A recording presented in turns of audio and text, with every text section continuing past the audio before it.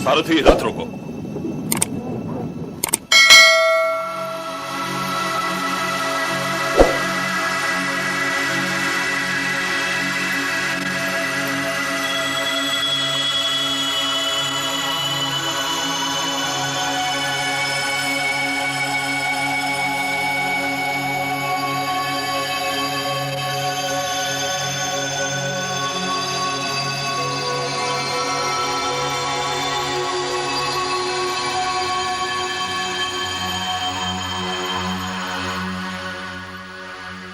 जवाईरथ जयद्रथ, आप? मैं तो शाल्व जा रहा था, तुम्हें देखा तो रुक गया। तुम लोग कुशल तो हो ना? महादेव की कृपा है। दुश्शला कैसी है? अच्छी है, किंतु तुमसे अच्छी नहीं। महाराज कहां हैं? वे सब आखेट पर गए हैं, आते ही होंगे।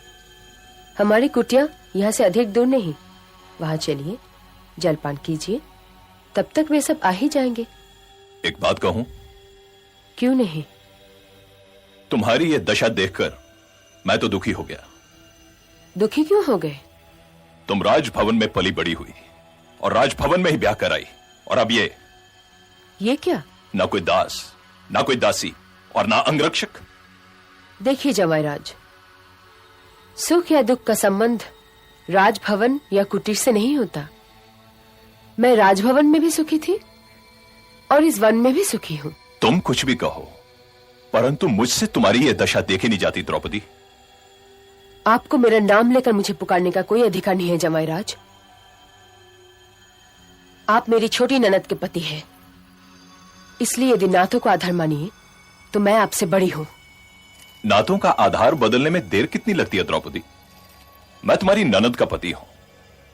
यदि तुम चाहो तो मैं तुम्हारा पति भी बन सकता हूं। जयद्रथ, मैं किसी असहाय के आंगन में उगा हुआ बेरी का पेड़ नहीं हूं, जिस पर हर आता जाता पत्थर फेंक सकता है। मैं इंद्रप्रस्थ की पटरानी द्रौपदी हूं। मैं सम्राट युधिष्ठिर का भाला हूं, भीमसेन की गदा हूं मैं, अर्जुन का गांधी हूं मैं, और नकुल और सहदेव की तलवार। क्रोध में तो तुम और भी सुंदर दिखाई देती हो द्रौपदी। अरे निर्लज्ज, तू मेरा नंदोई है, मैं तेरी बड़ी बहन समान हूं, और यूं भी बेहता नारी का आदर करना सीख मूर्ख, क्योंकि स्वयं तेरी माताश्री भी बेहता नारी थी। वाद विवाद में समय नष्ट मत करो रानी, क्योंकि तुम्हारी सहायता करने वाला यहां कोई नहीं।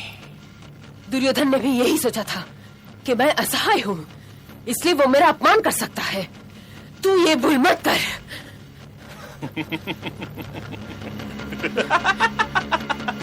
हंस मत अभागे, हंस मत। तेरी इस हंसी में ही तेरे विनाश का अंकुर है। चल।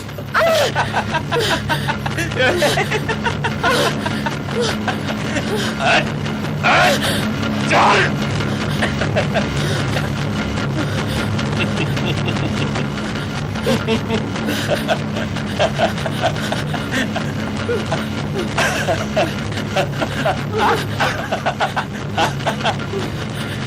सारथी, रथ को सिंधु देश की ओर ले चलो। जाओ।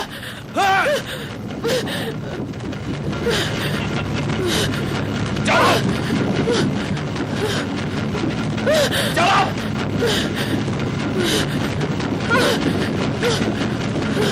चलो।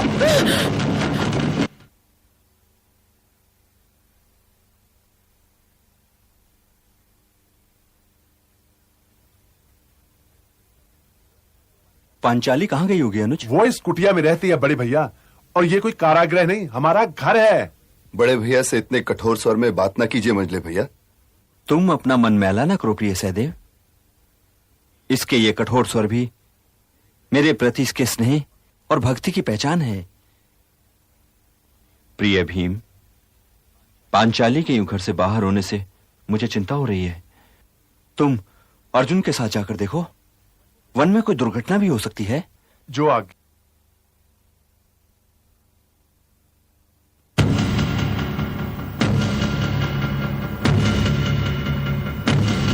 हाँ?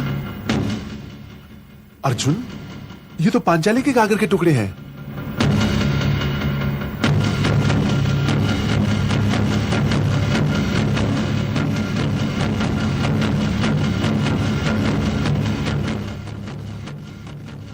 बच्चन,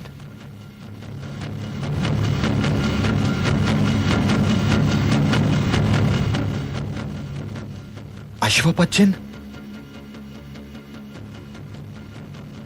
वहां उस दिशा में।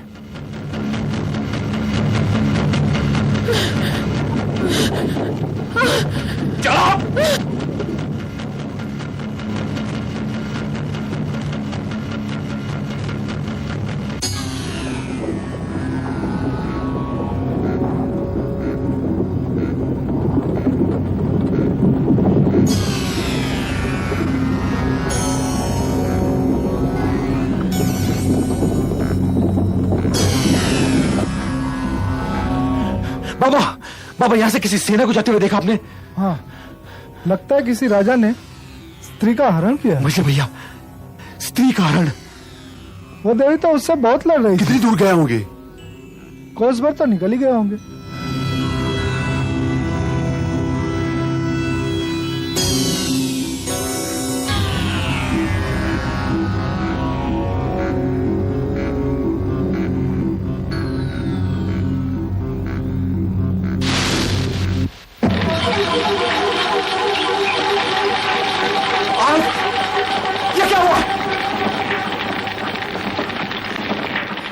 इस वाण को पहचान जयद्रथ, ये गांडीव से चला हुआ वाण है।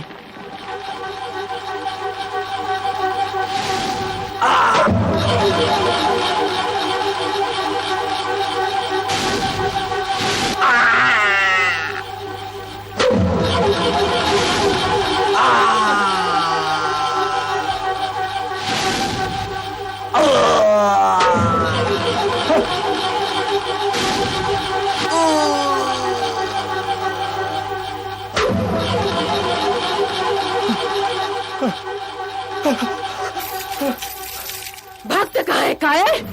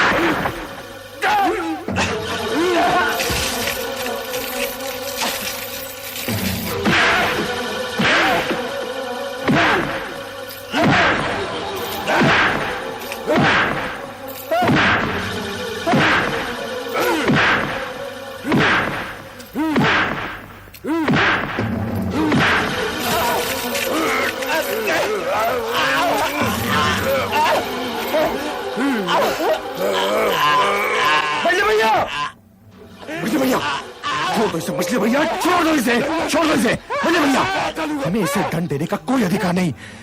इसे महाराज के पास ले चलिए।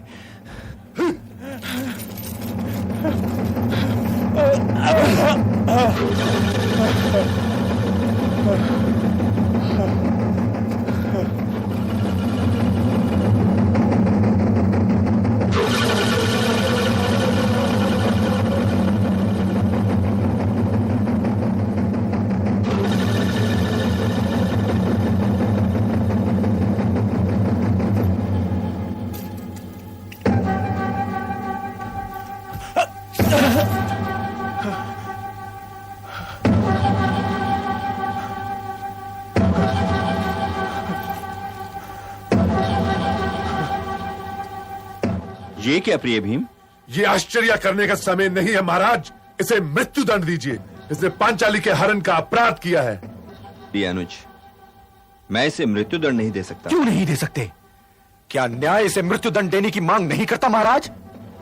ये हमारी बहन दुष्यला का पति है प्रिय अर्जुन। न्याय कब से नातों का आदर करने लगा बड़े भैया? इसे तो मृत्यु दंड ही मिलना चाहिए। मैं इस दंड की मांग इसलिए नहीं कर रहा कि इसने पांचाली का हरण करने का अपराध किया है। मैं इस दंड की मांग इसलिए कर रहा हूं कि इसने एक ब्याहता स्त्री का हरण करने का पाप किया है, और जिस राज्य में स्त्री का अपमान करने वाला केवल इसलिए छूट जाए कि वो राजा का बहनोई है, वो राज्य भले लोगों के रहने योग्य नहीं। न्याय अन्याय का प्रश्न उठाने से पहले यह बताओ कि वादी कौन है, तुम लोग या पांचाली? हम लोगों पर स्वयं यह आरोप लग सकता है कि हम इस सुनसान वन में अपनी पत्नी को असहाय छोड़कर कहीं गए क्यों? तुम बताओ पांचाली, इसे क्या दंड दिया जाए? कोई भी ऐसा दंड आर्य पुत्र जिसकी आंच दुश्शला की मांग के सिंदूर तक न पहुंचे, क्योंकि दुश्शला ने तो कोई अपराध नहीं किया है। इसे दास बना के रख लीजिए। मुझ पर दया करो देवी, मुझ पर दया करो। मुझे मृत्युदंड स्वीकार है। दंड अपराधी की इच्छा अनुसार नहीं होता सिंधु नरेश। इसका सर मुड़कर 5 चोटियां छोड़ दो आर्य पुत्र। नहीं नहीं नहीं नहीं